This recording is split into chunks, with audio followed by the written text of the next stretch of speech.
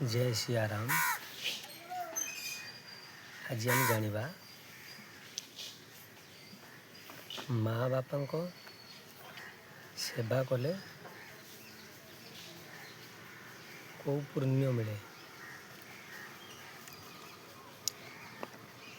आपण ताके जानिचंती संसार सबुठारु बड़ देवता हेले माँ बाप, चलंती देवता।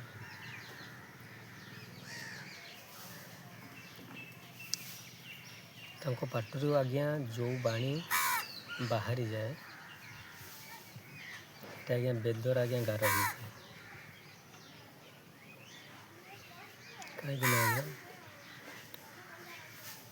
ओडियार गोटे कथा अच्छी, पिता माता सुकल्याणरू पुत्र हुए सुखी। पिता माता सुकल्याणरू पुत्र हुए दुखी। जदि माँ बापांकर आपण कल्याण अच्छी, आशीर्वाद अच्छी, जदि माँ बापांकर सेवा आपण ठीक ठाक करुछंती,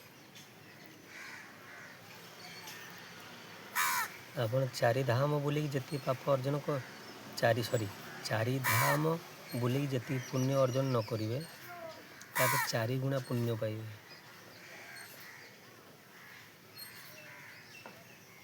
कहीं ना आज्ञा देखंतु माँ बाप सबुठारु बड़, चलंती देवता सीए। आजिका समाज तो कलिजुगर आपण मैंने जापे बो बाहर के आउची बापा घर शाशुर शाशु को एठी कुकुर भाई व्यवहार करुच्ची। तार फलस्वरूप शेष टाइम को दंड मिले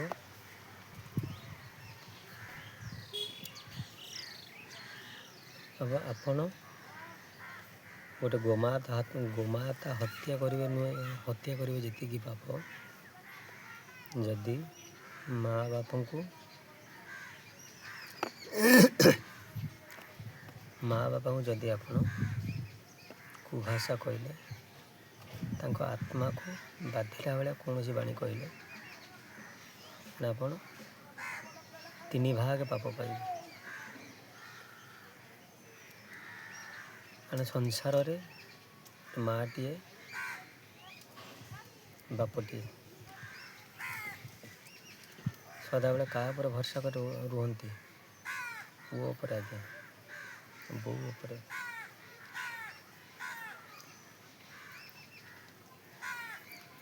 प्रत्येक माँ बाप बा शाशु शशुर भावती बो आमर बो नुह ये आम झी।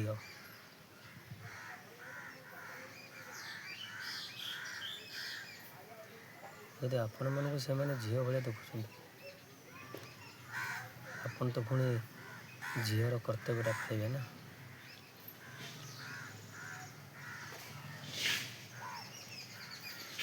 झीर कर्तव्य न पालिके आप उल्टी जीवे ना तो बुढ़ा हो गला किए आपको तार मेडिसिन खर्च जाऊँगी किए एत खर्च कर पैसा कौटे आसो सेटा टे आप भाविले देखिए आज्ञा यदि आपण प्रति से हम कि आपण पुओ झील से आपण प्रति करेंगे ना आपन केमती लगे ताने से जो माँ बाप दीटा जो छुआटी छोटू बड़ कले जो पाठ पढ़ेले बाहर गले तापर तुम आसला पर ता उद्धार नहीं आता। माँ बाप पिला जन्म करवा भूल, मनीष करवा भूल, बाहर करवा भूल, कौटा भूल कहतु आज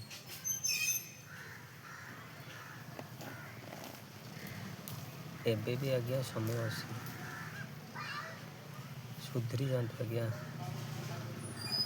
ना बाँ हाथ पाप डाण हाथ नबने डाण हाथ पाप बाँ हाथ नबने।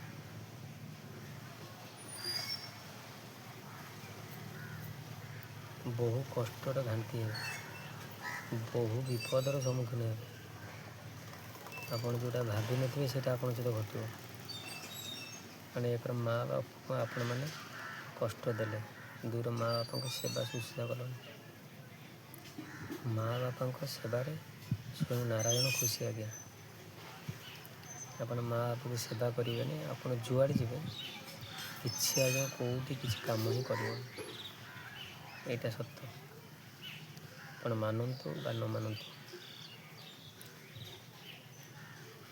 ମୁଁ କେବେ କାହା ମନରେ ଆଘାତ ଦେବା ପାଇଁ ଚାହୁଁନି। ଯେଉଁ ଭାଇ ଭଉଣୀ ମା ମାଉସୀମାନେ ଦେଖୁଥିବେ କିଛି ଦେହକୁ ନେବେନି, କାରଣ ମୁଁ ସୁଧାରିବା ପାଇଁ ଚାହେଁ ମଣିଷକୁ। ମୁଁ ଚାହେଁ ଯେ ମୋର ଯଦି ଗୋଟେ ବାଣୀ ସେମାନଙ୍କ ଉପରେ କୌଣସି ପ୍ରଭାବ ପକାଇଲା କି ସୁଧୁରି ଗଲେ, ତାହେଲେ ସବୁଠୁ ମୁଁ ବେଶୀ ଖୁସି ହେବି। ରହିଲି, ଜୟ ସିୟାରାମ।